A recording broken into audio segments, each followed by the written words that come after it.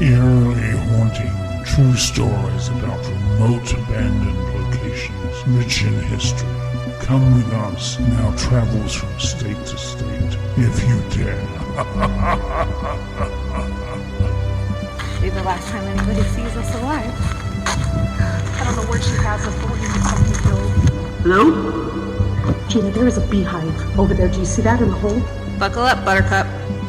Welcome to 50 States of Madness.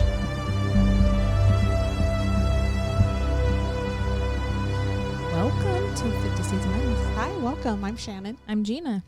And another episode, another week. Another week has gone by. They go by so fast. They do. I'm surprised how many episodes we've done. And we're consistent every week. Yeah, we put episodes up every week. I've never looked at how many. In October, it's going to be 52 weeks, right? Because we started in October. So at the end of September. So what is that? 52 minus 3 months, 12 weeks. Oh, yeah. So about 40 episodes. That's insane. Yeah. We've been almost 1 year anniversary. I know. What are we going to do? I don't know. Maybe people can give us suggestions and give us some ideas. What should we do? Because when we did our first episode, we went out to dinner. We got a cake. We celebrated. But 1 year, I didn't think we'd make it to 1 year. I know. Consistently, every single week. Mm-hmm. Because when we first started thinking about it and kind of, we were like, is it once a month? Are we going to do every 2 weeks? 2 weeks, yeah. How are we going to do this? And then we're like, okay, let's just do it every week. And then whatever we picked, we had to stick to it, you know? And then we thought at first we thought seasons, we'll take a break and then come back. But no, we just been shooting them out and not nonstop. I mean, but there's so many stories out there. I was going to say there's definitely, especially true crime wise, there's a lot out there. It's so sad. It's so unlimited, the amount of stories. I mean, even today you sent me a story about a guy who is killing workers, I guess we can say sex worker. I mean, we say everything else. So sex workers in TJ. Mm-hmm. A man in Downey. Right here in Downey, where I work. Yep. Has been arrested, and they likened him to Ted Bundy. Yeah. I think the article said, Yeah. So a friend of mine sent me the article, and I didn't have a chance at work to open it, but I just shot it over to you real quick, and I was like, what the hell? Another one we got to look into. Yeah, I have a list going on my phone. Yeah. But the more that the more people are commenting, people continue to request them too. I did want to say one thing, because we have been saying the last few episodes, if you have any, cases that you want us to talk about or whatever. But I did want to say, Uncle Creepy, I know that you sent me that one from Fresno, and we have not done it yet because I started to write it up. And I think it's going to have to be an episode I'm going to have to record by myself. Okay. Because I don't think you can do it. Is it? Oh, it's really bad. It's bad. It's crazy bad. I'll just sit and listen and nod my head. I don't know if you can even do that. It's really bad. Yeah. It's very, very bad. Is it about kids? Mm-hmm. Oh, yeah. I don't know. I'll probably cry. Yeah. It's really bad. I mean, all these are young adults and stuff. But when it comes to kids and then especially when it's even on teenagers, sexual assaults and stuff, it breaks my heart. Yeah. But him and I message all the time. So, but I keep forgetting to tell you, Creepy. So now I'm telling you. I know that you requested that one, and it's very, very interesting and very in depth, and I will get to it. Maybe by the time we get to it, I'll be a little bit, it's sad to say, but a little bit more numb to it. So maybe. Yeah. Maybe if we do it. Yeah, it's a rough one. Yeah, because I know the more I keep watching and reading and you do. You get a little bit more numb to it. Like right now, today we're going to do the Oklahoma Girl Scout murders with the little girls, and I did watch the series that they had about it and stuff like that. And I think this one was also requested, maybe by the same girl that did the Springfield 3. Oh, okay. Yeah. I think she did. I know she said the Springfield 3 and the West Memphis 3, and that one I still am trying to work out some kinks with, but somebody did request this, so that's why we did it. So Yeah, so today we're going to be talking about the Oklahoma Girl Scout murders. I was born in Oklahoma. Yeah. But in Oklahoma City, so that's south of Tulsa. Because I was going to say how close. A little bit, yeah. Okay. It's a few hours south of Tulsa. So, yeah. It wasn't I didn't close. know. Yeah. I didn't know how close you were. No. It's like probably like even further than San Diego and LA. Like, yeah, I think, I don't know, San Jose, maybe, I don't know. I don't even know where. It's a distance. Yeah, it's a little bit of a distance. It's not real nearby. It's like Tulsa's in northern Oklahoma, and Oklahoma City's kind of like in the south central. Oh, okay. Kind of like it's center, but it's kind of a little south of it. Okay. Closer to Texas. So, yeah. Yeah. So this is I'm sure it's especially since the show on Hulu is called Keeper of the Ashes. And I watched it when it first came out, I think last year or the year before, maybe 2022 it came out. And I didn't get a chance to watch it again because once I started researching this case, I was like... So much more when you read about it. There's so much to it that I didn't even go back and rewatch that because I was so involved in everything else that I was reading. But I actually read one of the books. It's called The Camp Scott. Hold on. I wrote it down. The Camp Scott Murders. There's a bunch of books. There's one called Someone Cry for the Children, Shattered Justice, and The Camp Scott Murders. So I read The Camp Scott Murders and also a million other things that were out there. But today we're going to talk about the case and probably the person who everybody has heard or is familiar with, who was arrested, who they think was responsible for this murder. And I'm sure, and I would love to hear everybody's opinion on who they think did it, because there were so many suspects that were eventually at some point ruled out. But this is a case where now we're getting to the point where it happened in 1977, but a lot of the people involved, like that were involved, the authorities and stuff like that, they're all passing away.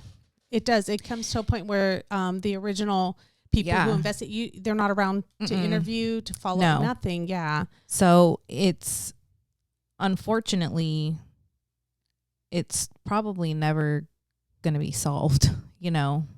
But what I do want to say is, if you're going to look into or research this, I wouldn't recommend Keeper of the Ashes, the Hulu show. And I'm only going to say that because I didn't like, and I told you this when we talked about it, I don't like that Kristen Chenoweth is the narrator of it. Okay. I like her. I mean, I don't like her or not like her. I have no opinion on her because I don't really know much about her. I love her. However, musicals and she, as far as I'm concerned, has nothing to do with this case. No. She maybe... Like me. I was born in Oklahoma. Yeah, like she was supposed to go to this camp, but she didn't, and she got sick. And she ended up not So she going. didn't go. She went to school with one of the girls that was murdered, but she didn't know her. Yeah. I think it's like one of those things where like, I was supposed to get on that flight, but the flight crashed. Like, and that's you fine. weren't part of it. Yeah. And that's fine. However, the show took it a step further and tried to promote her music and how she's dealing with all of this stuff. Well, I'm sorry, Miss Chenoweth, this isn't about you. Yeah. Like, this is about these 3 girls that were murdered. And like, I just felt like it was done in poor taste to make it look like it was all about her and how she's going to come back to, you know, this little town, and she's going to go back to Camp Scott, and she's going to deal with all of the demons that this has brought her, and how she, you know, everything she's been affected with. Well, what about the fucking families? Yeah. You know, like yeah. So anyway, that's my little rant, but it's kind of a long one. It's kind of long. Today's episode. Yeah. Okay, so I'm going to start out by just kind of introducing the three the 3 little girls. 3 babies. So there was Lori Lee Farmer, and she was 8 years old.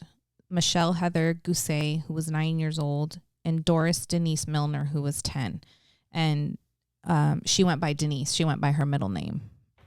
So Lori Lee Farmer was born on June 18th, 1968, and was the oldest of 5 children. She was described by her mom, Sherry, and her dad, Bo, as smart, strong, and extremely bright, loving, and an exceptional child. Sherry said that Lori always loved when a new sibling arrived. She was an amazing older sister, and she always took care of everyone. Lori had never been to Girl Scout camp, but just before her 9th birthday, she asked her mom if she could attend. She couldn't decide if she wanted to go to Girl Scout camp or a camp sponsored by the Tulsa area YMCA. So her mother decided for her. She also decided which week she would be attending, a decision that she would have to live with for the rest of her life. That would be tough. Yeah, as a parent. She I think holds a lot of guilt for making that decision. You can't control what other people are gonna. I know it's just. I mean, you could. But I get it. Like, yeah, as a parent, I get that fear every time I book. It's weird. Like even now when I book my kids a flight, like anytime they call me and say like, book me a flight to come see you, or book me a flight for this, or plan a trip for me on this. Every time I book that flight, I get that panic. Like, I hope this is the flight. Yeah. Like I'm going to be responsible if something happens, which I totally you're understand not. that. Yeah. So the next girl was Michele Heather Guse. Michele was born on July 22nd, 1967, and was described by her parents, Richard and Georgianne, as an active and athletic girl. Michele had attended Camp Scott the prior year and was looking forward to spending time with her Girl Scout friends again. Her mother remembered that Michele came downstairs and sat on her lap. She told her that she was going to miss her and to please remember to take care of her plants while she was gone. African violets were her specialty, and she wanted to make sure they got watered. So I think she was just worried about that she just wanted to make sure her plants were taken care of while she was gone. That's so cute. Yeah. I can't keep anything alive. Any plants or anything. Yeah. Yeah, me either. Then we have Doris Denise Milner. She was born on February 5th, 1967, and was a straight-A student. And she had been accepted into the prestigious Carver Middle School, a Tulsa magnet school created for exceptional children. Her mom, Betty, said that she was very excited about starting in the fall. Denise had never been to camp before, but sold enough Girl Scout cookies to be able to attend. She was so excited to go, but was also very anxious about leaving her mom and her younger sister, Kathleen, who I think went by Kathy. Originally, Denise's friends planned to attend camp, but at the last minute, they dropped out. Her mom convinced her to go and try it, and that it would help her to become more independent. If she didn't like it, she could call home and her mom would just go pick her up. So they lived, I think, within a few hours. It doesn't sound like it was very far from. No, and her mom just said, I told her if she didn't like it, then, she could. And I think when she was dropped off at camp, one of the counselors spotted her, that she was by herself. She didn't have any friends. And she sat next to her and she told her, if you have any problems, just let me know. She was reassuring the mom, I'll keep an eye on her. But what I found to be interesting was when Denise was getting on the bus, her little sister Kathy asked her mom, what happens when people die? And her mom asked why. And her sister Kathy said, because tomorrow everyone is going to die. This was Denise's little sister. That's I think I remember reading or hearing or watching something about that. It's interesting because I feel like children know more than we think they know. Like they sense things, they feel things, they see things that we may not see here. Yeah, that just I was blown away at that. I thought, oh my God, like that would, I don't know, to hear a kid say that just randomly as you're dropping your kid off. How old was Kathy? Do we know? She was younger than Denise, so I don't know, maybe 5 or 6. Yeah, a little bit, a little kid. She was younger. So kind of disturbing. I wonder they never talked to her after about it, like if she had a dream, or I wonder if they ever explored that. I don't know. I haven't seen any anything with the sister, any interviews or anything she like that. She probably doesn't even remember making that comment. You know, when you're that because young. She was young. Yeah. But I'm sure that's a point in her life that really stands out too. So who knows why she, I don't know. But that's it's very scary. And it'll teach you to listen to the your kids. Yeah, no, for sure. So a little bit about Camp Scott. It's located in the Cookson Hills, a few miles south of Locust Grove, Oklahoma. The 410-acre camp was named in honor of H.J. and Florence Scott. They were both Tulsa Boy and Girl Scout volunteers. They donated 24 acres in 1928 for the core of the camp to open. Through the years, the Oklahoma Girl Scout Council would use money raised by selling Girl Scout cookies to buy additional land. In the spring of 1956, Girl Scouts planted thousands of pine trees throughout the camp. Money was donated by the civic clubs throughout Oklahoma to build several other smaller buildings on the land. From 1928 to June 13th, 1977, more than 12,000 girls attended Camp Scott. The camp was arranged into 12 campsites. Each unit was named after Native American tribes. There was Osage, Chickasaw, Creek, Seminole, Choctaw, Comanche, Cherokee, Arapaho, Quapaw, and Kiowa. There were 8 wooden platform tents at Kiowa, Arapaho, Quapaw, and Choctaw units, and 4 wooden platform tents at both the Seminole and Comanche units. Wooden cabins were at the Osage, Chickasaw, and Creek units. The 2 winterized cabins were the Cedar Lodge and the Red Barn. I have Cherokee and Choctaw. Do you really? Yeah. Oh, wow. That's So that's interesting. The way that these tents were, like when I just heard tent, I just think like, oh, it's a tent that's just, like that you go buy at Big Five. I picture like permanent because since it's a camp. So I picture more like a permanent tent, like, kind of like a teepee type tent. Yeah. So it's like a wooden floor, like wooden slats on the floor. And then you step into it and they had these like vinyl kind of things that folded down. Was it almost like to like cover the sides and you could roll them up like it wasn't like Indiana Jones type, like when you picture like the white, like when they're out excavating, those white tents. No. Like okay. No, like a rough material, like that really heavy canvas. Yeah, I think that's what like it was. Heavy canvas type. Okay, that's what I'm picturing. Yeah, no, okay. I think that's exactly what it was. So it wasn't like it was nothing really permanent except the bottom part, like the floor, So they would pitch the tough canvas up and there was during the time that they're camping. And they would just put the beds in there. Okay. So on June 12th, 1977, about 140 girls of all ages arrived at Camp Scott for summer camp that was supposed to last 2 weeks. That night, they had heavy rain, which caused them to cancel the evening's activities. The girls were told to go back to their tents and change their clothes and get ready for bed. The girls spent the rest of the night writing letters to their families back home. Denise had asked a counselor if she could call home to talk to her mom, and the counselor told her to try and stick it out and she could call her in the morning. And I'm looking at this 2 weeks for 8 to 10-year-olds. That's a long time. There were younger kids there too. Yeah, for 2 weeks for me. Because they had the brownies there too. Yeah. I don't know. 2 weeks is a long time. That's a very long time. I went to 6th grade camp. Mm-hmm. And it was a week long, and that was a long time. Yeah. It was like a Monday through Friday, not even a full week, and that was a long time. So for 2 weeks, that's an extremely long time for a little kid. Yeah, and then especially for a kid that doesn't want to go. Yeah. Seems like an eternity. Yeah, and I feel like the parents probably thought like once they get adapted, they're going to be busy. By the time they get done doing everything, they come home, they're tired, they sleep. And then, I'm sure. But it was a lot of fun.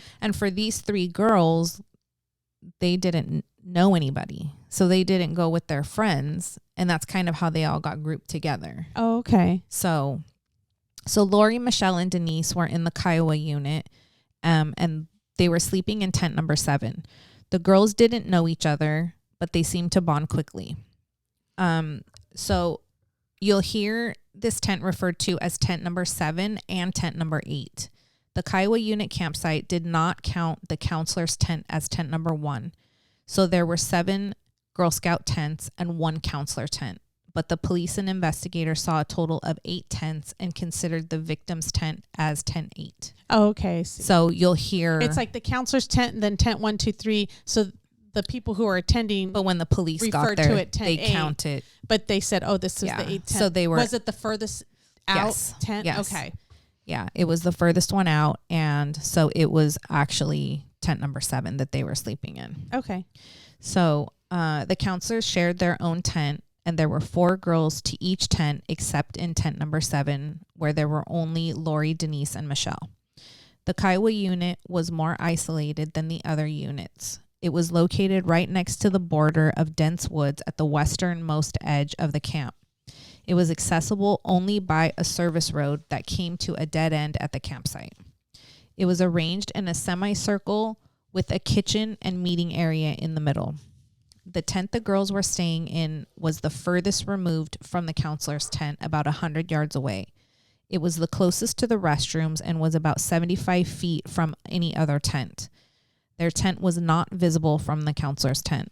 So it was kind of like and we can put up pictures. There's a bunch of pictures, but it was like in a half circle, but because of the way that it was set up, if you are in the first tent where the counselors were at, when you look across, you couldn't see their tent.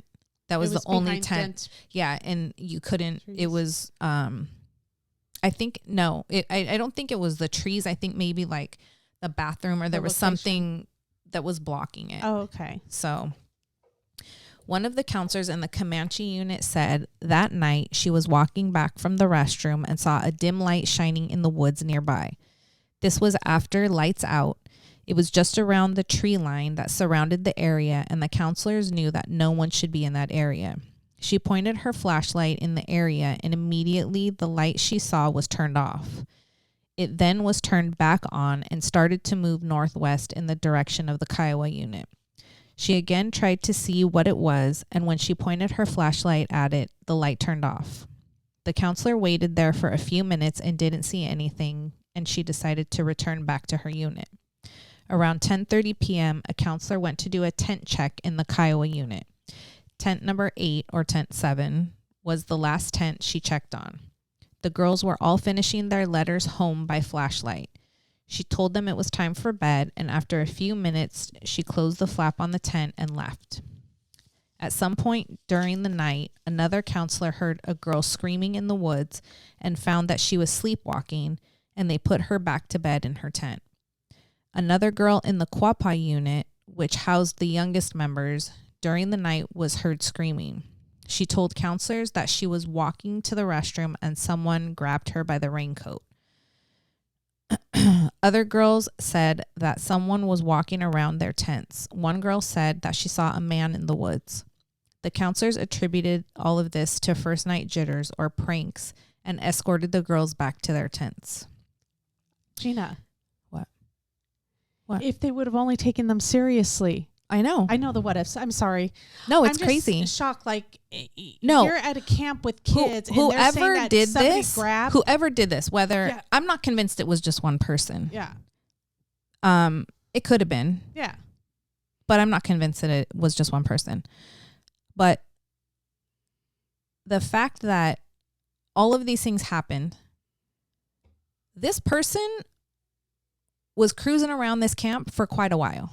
Yeah. Hours. It sounds like it. And hours. Were these counselors talking to you? Did they know that this happened? Like, because it sounds like it happened in different parts of the campsite. So were they aware that this happened over here as opposed to that happening over there? I don't know. I don't know if these reports came after the fact, but nonetheless, if you hear someone screaming. Yeah. And I get it. Like, I mean, kids are going to, pull pranks. They're going to have, I wouldn't think on the first night, joke though. around, but I really don't. I don't know, because I feel like that's more of a boy thing to do. And I'm probably going to get slammed for saying that, but I feel like that's more of a boy thing, where you want to like scare your friends. Like, I don't feel like little girls do that. Yeah. No, I think they were already scared to begin with. Yeah. And to come back with these stories where a man grabbed my raincoat, this happened. Like, seriously, you take that serious. And like, there's not supposed to be anybody else in these woods. Yeah. Like, literally nobody else is supposed to be there. So that's a call to the authorities. Yeah, I don't get it. Okay, just to be on the safe, even if you're overreacting, who cares? Yeah. 2 of the counselors said about 1:30 a.m., some of the girls from tent 5 were slamming the door to the bathrooms, and they went and took them back to their tent. After going back to the counselor's tent, they both heard something that is described as a low guttural moaning. That's 2 counselors. You're hearing the same thing. Yeah. What is it? Yeah. They both got up and went outside, walking towards tent 5. One of them walked towards the road that led to the camp. She pointed her flashlight in the direction of the sound. She couldn't see anything in the woods, and the moaning stopped. She said she assumed the noise was some kind of animal. They walked back to the tent area and checked out tent number 5, and then returned to their own tent. It was then that the strange moaning noise resumed. You check all the tents at that point. Where's that noise coming from? Yeah. Sometime after this, in the middle of the night, the flaps on the counselor's tent were taken off the hooks and removed. 2 purses and a pair of glasses disappeared. Some of the girls that were awake at this time saw a light outside their tents. The girls in tent number 7 watched as a light approached their tent, and suddenly the tent panel was pulled open and a light shone inside the tent. A 10-year-old girl saw a large dark figure glare inside the tent. The figure then dropped the panel and moved away. At some point, the hook screws that held down the back of tent 8 were removed. This was the tent that the girls were in, because it's referring to the last one. Right, yeah. A girl in the Cherokee unit reported hearing screams around 3 a.m. Okay, we started this at 10:30. It's now 3 a.m. He's like they're making their way around. One of the most disturbing reports was that a girl in the Quapaw unit heard screams and a girl yelling, "Mama, mama." Why didn't the counselors hear this? The counselors heard somebody and saw somebody out there. Like, I don't... Just call the cops, because I know as a counselor, and most of them are probably teenagers themselves, they were very young. I was going to say. Very young. They were like a lot of times 18, 19 years old. Yeah. No, they were very young. So, which would make me more scared, because I feel like at 18 or 19... I'd be really scared. You'd be scared. I'd be really scared. So, call authorities. Something. Call somebody who's higher than you. Like, there's got to be somebody... somewhere in the vicinity that's above you. They didn't just leave all 140 kids with 18-year-olds, right? No, there was the camp director and her husband was there, and so I'm just curious. Like, there was no maybe we are talking 1977. Yeah, the protocols that would be in place now were probably not there then, and it's unfortunate that things have to happen in order for things. I feel like we're always reactive. Not proactive. Proactive, yeah. Yeah. Oh, yeah. It's just... I say that all the time. Yeah. I say that at work a lot, too. Yeah. It's always reactive. I know. Same here. I say that a lot. On June 13, just after 6 a.m, Kiowa counselor Carla Wilhite went to take a shower. On her way down the trail, something bright yellow caught her eye. She walked over closer to get a better look, and when she got within a few yards, she saw a sleeping bag on the ground. Then she saw a child laying partially on top of the sleeping bag. At first, she thought the girl was sleeping outside, but then quickly registered what she was seeing. Her first instinct, she said, was to run away. She ran to get Dee and Susan, the other 2 camp counselors in the Kiowa unit, and insisted that they go and count all the girls in this unit. She told them that she saw a girl's body on the sleeping bag and 2 more over by the trail. All 3 women ran to all the tents in the Kiowa unit to count the girls and found that tent 8 was empty. They had accounted for 24 girls, but Denise, Michele, and Lori were missing. Carla looked closer inside the tent number 8 and saw blood on the tent and on the floor. Carla told the other 2 women to make sure the other girls didn't leave their tents while she ran to get help. Carla ran towards the nurse's office. Susan then decided that she was going to go investigate what Carla had seen. When she got to the area where the girls were, she started to scream. Dee ran over and put her hand over Susan's mouth and told her to quiet down and sent her back to make sure the other girls didn't hear anything. Dee went back over to 2 sleeping bags that were on the trail and felt a body inside of both bags. She then ran for her car. By this time, Carla had reached the nurse's office. She woke up and told her there had been an accident and there was a body down by the Kiowa unit. The nurse rushed to put on her clothes and get to her car while Carla went next door to wake up the camp director, Barbara Day, and her husband, Richard. While the nurse was driving on the road, she came across Dee driving and she asked her what happened. Dee said, "There are those little girls down there, and I think they're all dead." The nurse drove over to the Kiowa unit where she saw Susan, and she led her to where the bodies were at. What the woman saw was horrifying. Denise Milner was laying on the ground on her back. Her legs were spread wide apart, and she was nude from the waist down. There were visible wounds on her body. The nurse checked for a pulse, but when she squeezed, blood came out of the girl's mouth. When trying to find her wrists, she realized that the girl's hands were bound and tied behind her back. Camp Director Barbara Day and her husband then arrived at the scene. Barbara stayed in the car while her husband went to where the girls' bodies were. He took part of the sleeping bag that was underneath Denise and used it to cover her. Richard was a surgical technician at a local Tulsa hospital. He saw that there were 2 other sleeping bags and yelled for his wife to call the police. At this point, nobody has opened the other 2 sleeping bags to check the contents. Richard and Barbara then drove to where the park ranger lived. He lived on the grounds off Camp Scott with his wife and kids. While Richard was waking the ranger, Barbara called the highway patrol. Richard then went to open up the gate to let the police in, and the park ranger went to where the bodies were. When he looked around, he saw a red and white 9-volt flashlight and a roll of duct tape near the bodies.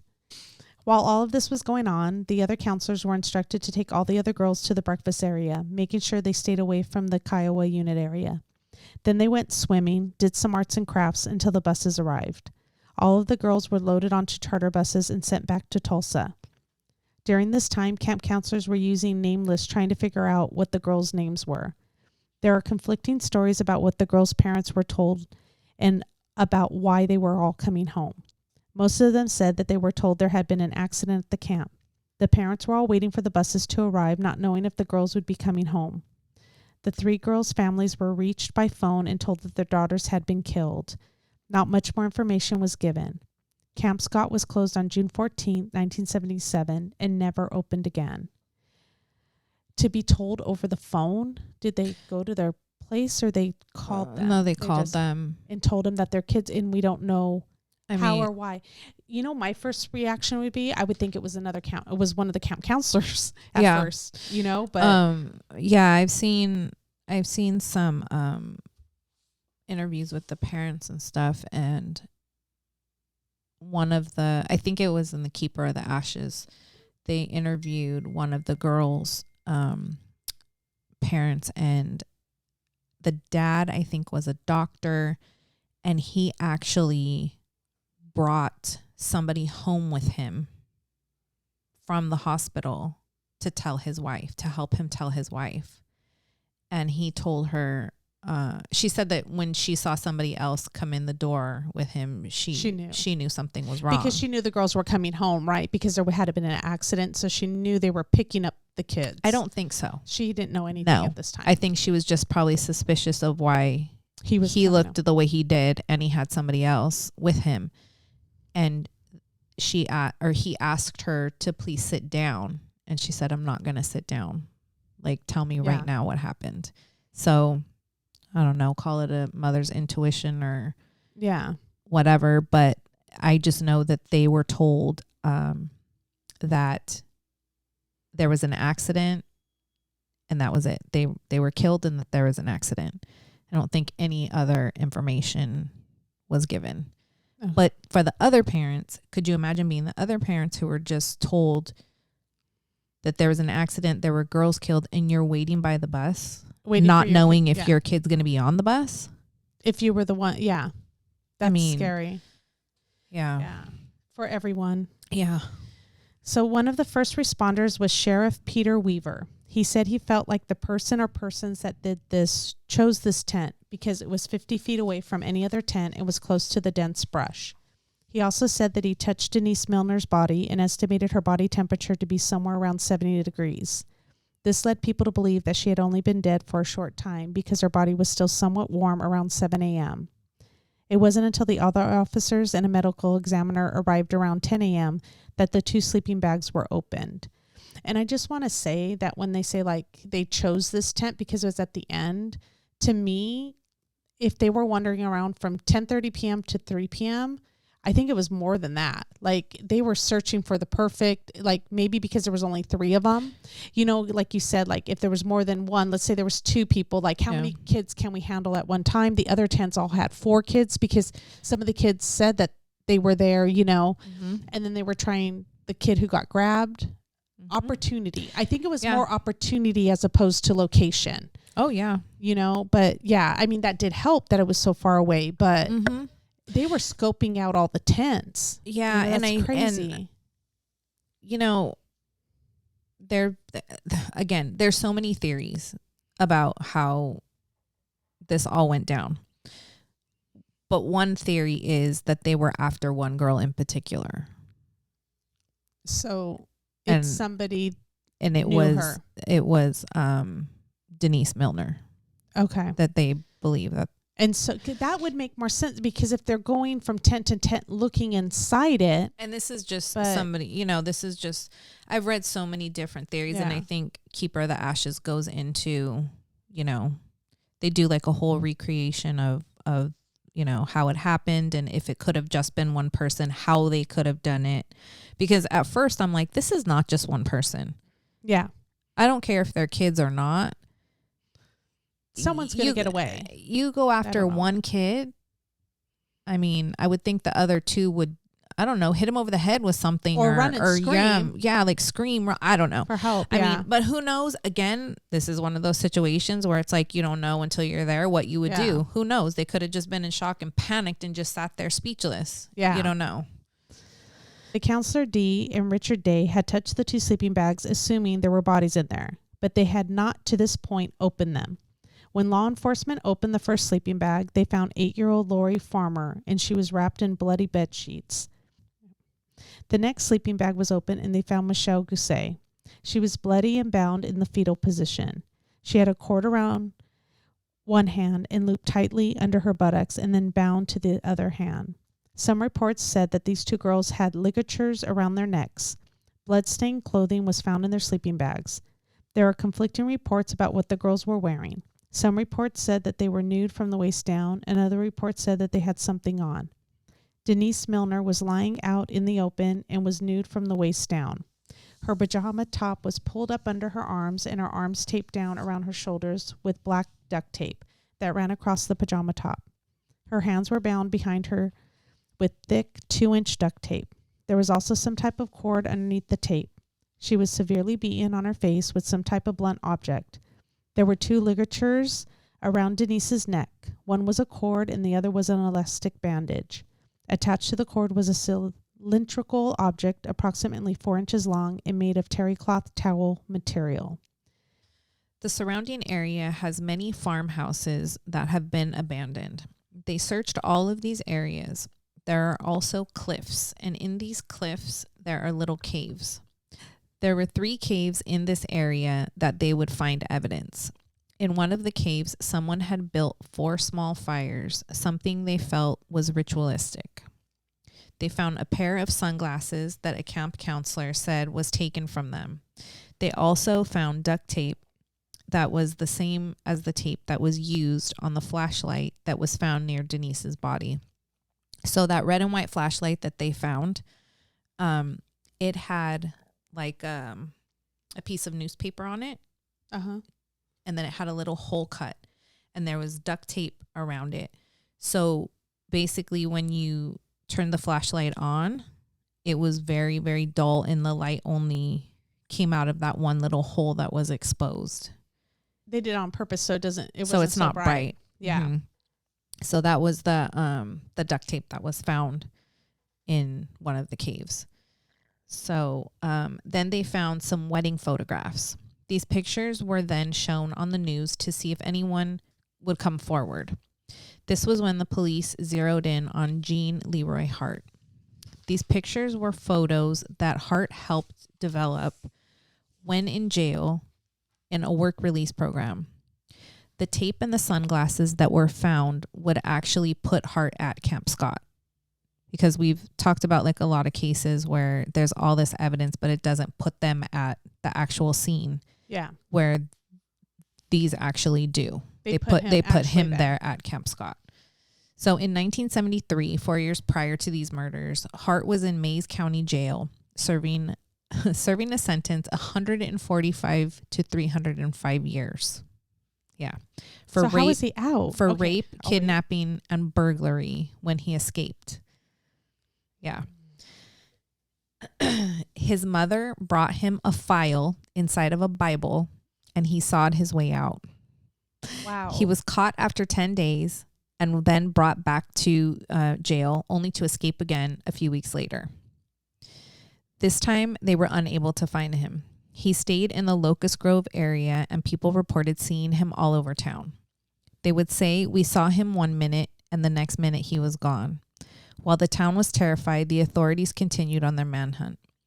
10 days after the murders, they brought in over 600 people to search for Hart. They also brought in 3 tracking dogs from out of state. Once the dogs were brought in, strange things started happening. The dogs would start tracking a scent and then just suddenly lose it, which apparently is like very odd. Like once dogs usually smell something, like, they're on it. So they continued to struggle in their hunt for Hart. Authorities referred to him as one of the most experienced woodmen they had ever come across. He was also very equipped, and he was used to living outside in the wilderness. Then theories started to surface that Hart was a shapeshifter. This I thought was very interesting. We kind of touched on that a little bit about shapeshifters when we talked about the Native Americans. Well, because basically it's somebody who can make themselves into another animal or a different form. Yeah. Like, you know, they felt like he was making himself into a bird, and I feel like a skinwalker is like a shapeshifter. Yeah. You know? So they felt like he was turning himself into a bird. Well, I mean, so they would people would see him, and then all of a sudden he's gone. Yeah. So and then 2 of the 3 search dogs that were there that they were using died. I believe one was hit by a car, and I believe the other one, I don't remember how the other one died, but they're starting to blame him for all of these mysterious things that are happening. Yeah. So he was said to be using Native American magic. That's what they believed. So Hart started to become an urban legend or a mythical figure. And I thought that was really interesting because, you know, he's real. How is it an urban legend? But then, you know, when you look at all of these things, like when they talk about Native American magic and all of that, and there's a huge population of Native Americans in that area, you know, if that's what you believe in, then that's definitely could be a possibility. Yeah. Was Hart Native American? Yes. Okay. Oh, yes. Uh-huh. So I believe he's a Cherokee. Okay. So this was all happening because of what people knew about Native American lore. The authorities started to believe that because he was familiar with the area and the people there, they might be allowing him to take cover at their homes. On April 6th, 1978, they got a tip that he was living in a cabin that was owned by a Cherokee Indian by the name of Sam Pigeon. He worked for a local nursery and would go to work every day. They waited for Sam to leave for work, and they rounded everyone up together and went to the cabin. As they moved in towards the front of the house, they saw a figure moving out towards the back of the house. When he saw the authorities, he turned around and ran back inside, but the police were already in the house. They took him outside where he was arrested. The authorities said it looked like he had been living at the cabin for at least a few months. When Hart went on trial, it was not only about murder, but about race and the treatment of Native Americans. The local people didn't think he did it, and that made finding a jury very hard.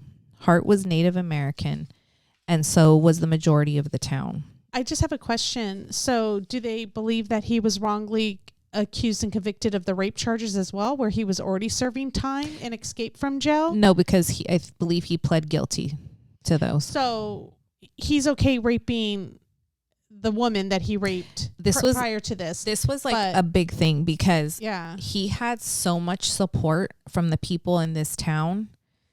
Like, people were rallying around him because they really, really did not think that he was guilty of this at all. Well, then they don't trust the police. Mm-hmm. You know, there's a lot of distrust, especially among the Cherokee Nation, Mm-hmm. which you can't blame them. Yeah. Oh, I mean, for sure. And considering everything in the 70s that was going on, yeah, you can't, you know what I mean? You got to take all that into perspective too. Yeah. And just the history of it. I mean, I don't, we kind of talked about, and I don't even know if we talked on this podcast, but I know I've talked about it with my family and stuff about how the Native Americans were treated by authorities, police, lawyers, the government, everything, and how the FBI was created, and a whole other story. I can go into that because of the treatment of Native Americans. Mm-hmm. So, it's just, and that was all around this time, and it was all around that area, yes, too, north of that area. So it's like all this happening in just the history of it. You have to take all that into perspective too when you're.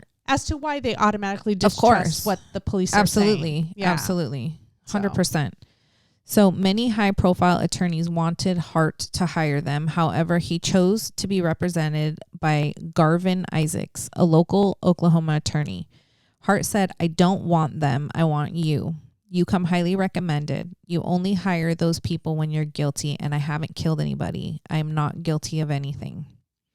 So during Hart's preliminary trial, more than 100 people testified. The judge ruled that probable cause was established and Hart was to stand trial for the murders of the 3 girls. They summoned more than 900 people for the trial. Could you imagine trying to find a jury? Not in that town. That would be very difficult. That's where it was. Like, how do you go about trying to find? And they summoned more than I'm really curious as to what was the size of the town at that time too. I guess that's what I was thinking. I was like, it might not 900 people. Yeah. That's the whole thing. It might not be just it's the county. It's the county. So it's Mays County, but still, that's crazy. So Sid Wise was the district attorney for Mays County at the time and was in charge of prosecuting Hart. However, it was found that Wise was sharing information from the case. Wise had signed a contract for a book deal about the girls' murders. So he had a motive, yes, to wrap it up. And then the name of this book, I believe, I could be wrong, but I think it's called The Girls in Tent 8. It's not, I don't think you can get it anymore, but I believe that that's what it's called, The Girls in Tent 8. So he was put on the stand and he lied under oath about sharing information on this case with people other than law enforcement. Wise ultimately opted out of the case and the district attorney of Tulsa County took over his position. On March 9th, 1979, the trial started.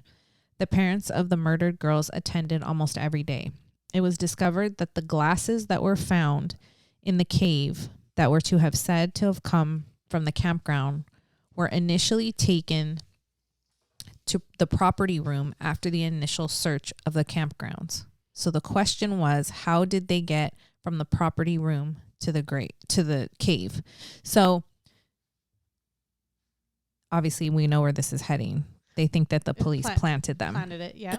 So, because it was so convenient that all this stuff was found in a cave where he could have been hiding out, but technically he was hiding out in a cabin, wasn't hiding out in a cave. So there was also something written on that cave. I'll find what it says and I'll put the picture in right here. But there was something that was written in that cave too.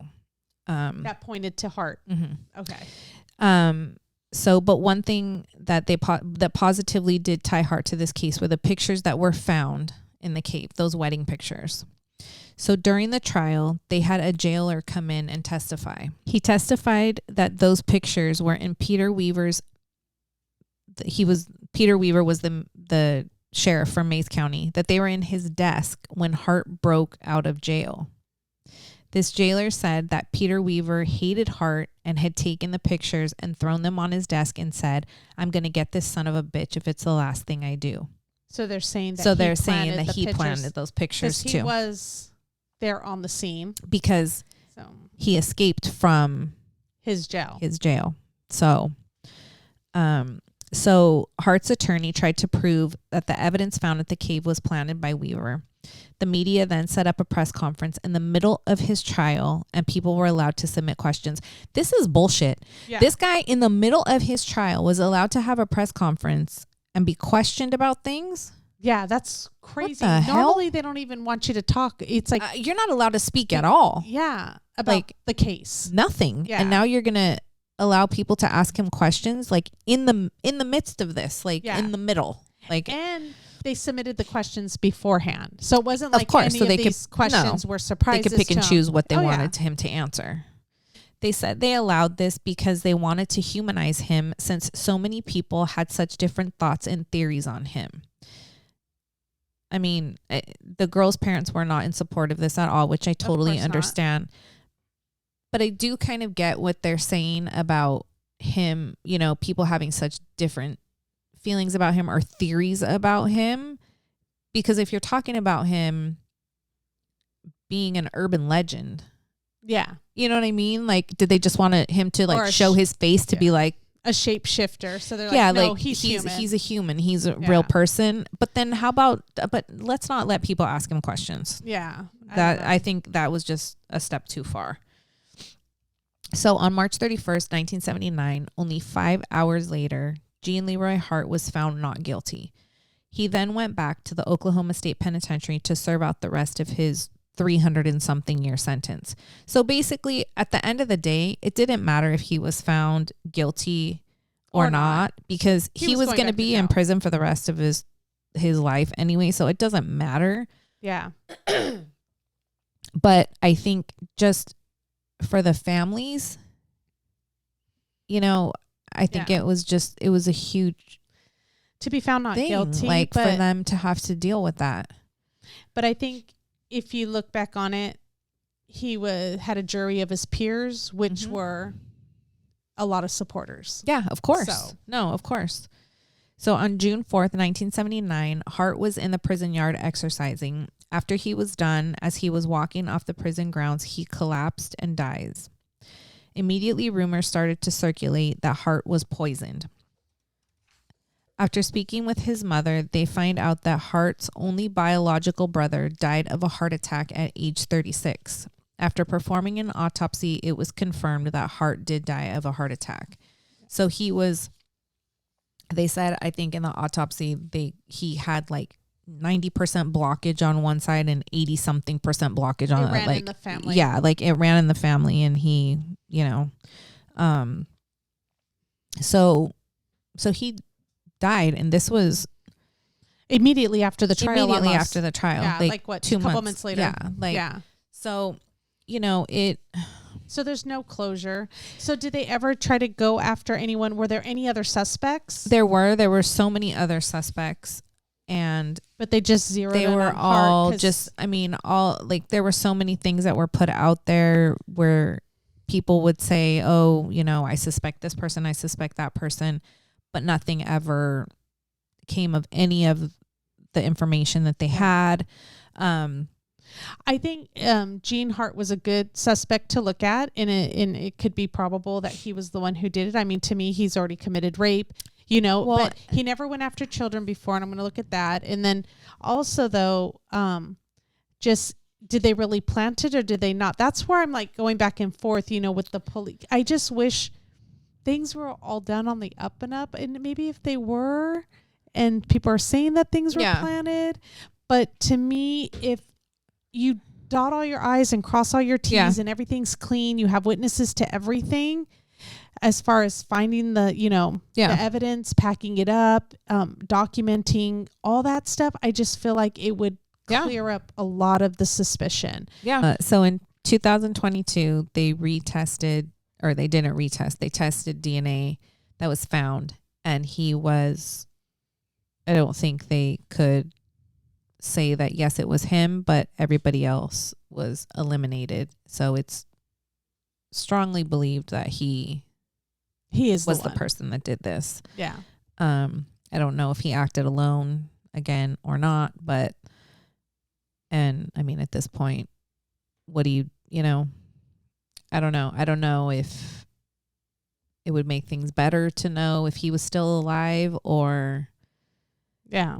I think for the parents and the family, just to know who did this and that there's not somebody else out there. Yeah. I think for me, that would be a big thing, is like someone who, well, you know what? It'd probably piss me off even more, because to me, I'm like, okay, the man who did it, even though he's found not guilty, died. Okay, whatever. He didn't really pay for it, but he's dead. Mm-hmm.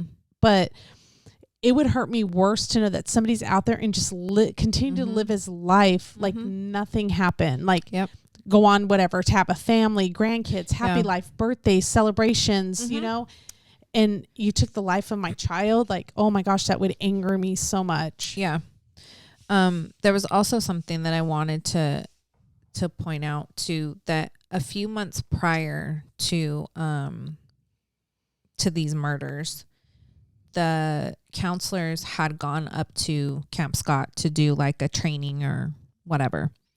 And one of their tents had been ransacked and their belongings were gone through or whatever. And when they came back, there was a box of donuts there.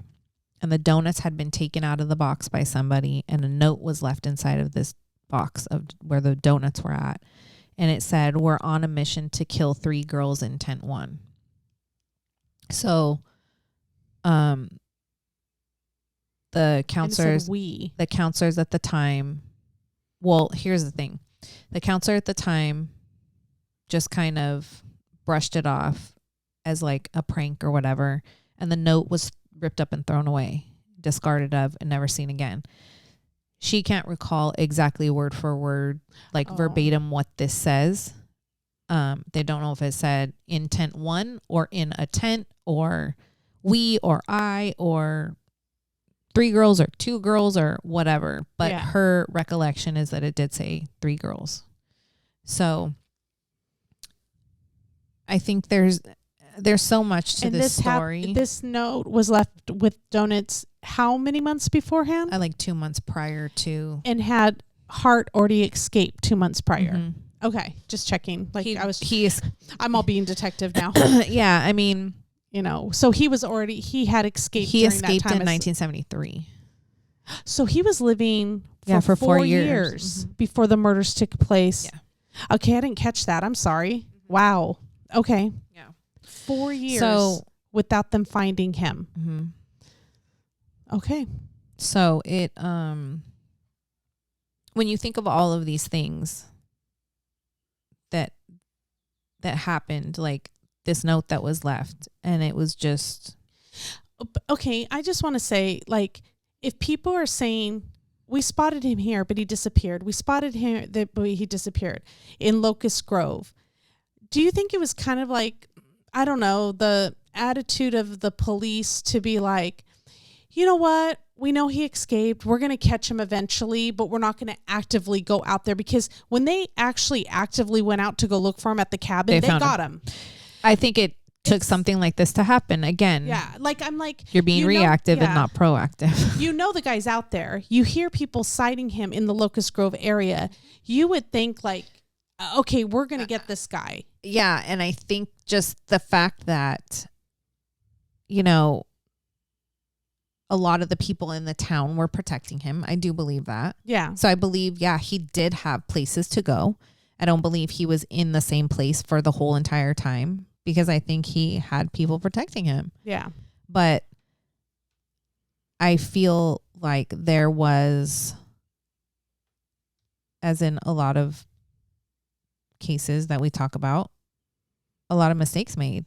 So they didn't actually believe that he was rightfully guilty of the first one then, if they're hiding him out after he escaped the first probably times. Because they brought him over there, they hit him out. But I believe he pled guilty to that one, to those 2. Yeah, he And what was it? It was 2 women that he kidnapped them and raped 2 women, right? and tied them up and left them for dead. And one of them was able to, the way that he had them bound was if they were to move, that the ropes would tighten more. And one of them was able to escape and get out and untie the other one. I feel like there were a lot of things that happened that weren't acted upon. Yeah. You have this note that was left. If somebody's leaving a note saying they're going to kill somebody, precautions. how are you not taking that serious when you're talking about bringing over 100 and something little kids there? Well, and then my thing is too, is that, okay, are you, I don't know which camp counselor this was who found the note, but the first night when there's, girls screaming, a man's grabbing a girl by the raincoat, that note would pop in my head. Like, that's what I'm immediately. saying. Like, I'd be like wait a second. There were so many things that happened and that took place that people just disregarded as like, oh, this is a prank. Oh, this is that. Nobody took it seriously. You put all those things together. And if I recall correctly, it was the same counselors that were there. Yeah, I would say they were going through training before they get took ready these for kids. this. So how do you not make that connection? Yeah. I know, it's crazy. But you know what? We can't blame them. They're young kids. They're 18. Again, yes. My kid doesn't remember what happened yesterday. I'm just going to throw that out there. So it's like, nobody is anybody to sit here and judge anybody what they did, because again, you don't know what could've, you would do. Should've. There's been so many times you could look, what is all the same? Hindsight's 2020. Yeah. Like, there's so many times you definitely. look back on many things in your life. If I would have done that, why didn't I think of that? Yeah. So, maybe they just really did think that it was Tuesday morning quarterback, Yeah. after the Monday night game, like you can't, whatever. Like, is that what it's called? Tuesday? Like, yeah. I don't know, something about that. Yeah. It's the same thing, after the fact, you have all these brilliant ideas of what you should have done or could have done or what would have worked better. Yeah, of course. Yeah. But I would love to hear people's take on this. And I know that there was a lot left out of this story. There was a lot of the other suspects that I didn't touch on. I know that there was a lot of information and, things that were left out because it could go on forever. Yeah, no, it could go on forever. So well, we just kind of covered it a little bit. But yeah, if you, if you have any comments or anything, or if you have, because there's been a lot, which I really like reading, especially on the Natalia Grace episode that we did. We've had a lot of listeners comment and talk about, what their theory is and what they think happened. And with the Springfield 3, the same one. Maybe we should do a Patreon episode where we read some of those comments. Yeah, because so they're really interesting it's interesting to hear other people's takes on, and you don't think of those things sometimes, so it's really interesting to hear what people think. So, leave us a comment and let us know your feelings on this and who you think did it, or your feelings on Hart or whatever, because there might be a lot of people out there that don't think he had anything to do with it. Yeah. So for sure. Yeah. So if you would like to follow us, we are at 50 Shades of Madness on Instagram and TikTok. Please click the like, subscribe, ring the bell for notifications. That really helps us out a lot. Yeah, so if you like us, please, subscribe. It doesn't cost anything to follow us. So. It's free. Thank you. Thank you to our Patreons. We are, if you would like to support us on Patreon, we are at patreon.com/50 Shades of Madness. If you would like to purchase some of our merch, we are at 50shadesofmadness.bigcartel.com.